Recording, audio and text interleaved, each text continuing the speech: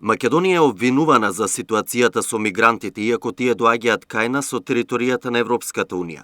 За жал, Унијата го заборави Балканот и оставени сме сами со овој проблем, вели председателот Ѓорѓе Иванов во интервју за полскиот весник газета Виборча.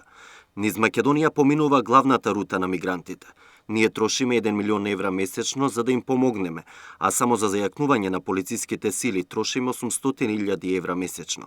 Нашите проблеми се резултат на тоа што се случува во Европската Унија. Мигрантите доаѓаат во Македонија од територија на Унијата, бидејќи никој не ја чува незината граница, вели председателот Иванов. Шефот на државата нагласува дека Македонија постапува со мигрантите хумано и им овозможува транзит низ нејзината територија за 72 часа.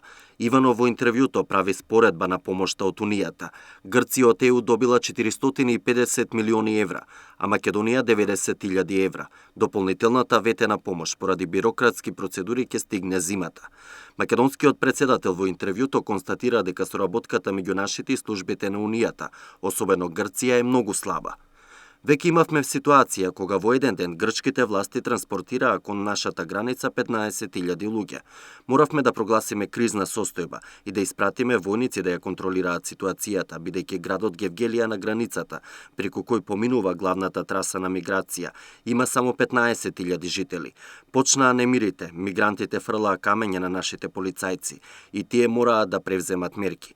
Македонија беше обвинета за ситуацијата со мигрантите, иако овие луѓе дојдоа од територија на Европската Унија. За жал, Унијата го заборави Балканот. Оставени сме сами со овој проблем, вели Иванов.